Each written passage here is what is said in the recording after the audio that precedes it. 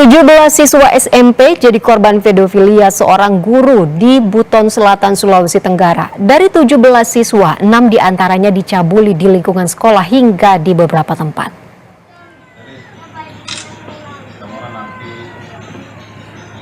Pelaku yang seorang guru laki-laki mencabuli siswanya pada akhir tahun 2023. Pelaku kerap mengajak siswanya jalan-jalan, traktir, makan, hingga memberikan hadiah.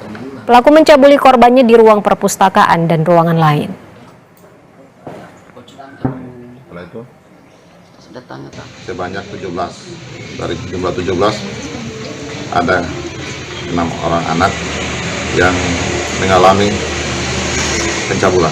Terlapor sendiri dari keterangan sumber yang kami dapatkan bahwa adalah seorang guru yang mengajar pada salah satu sekolah SMP Negeri 3 yang ada di wilayah Kecamatan Sampulau.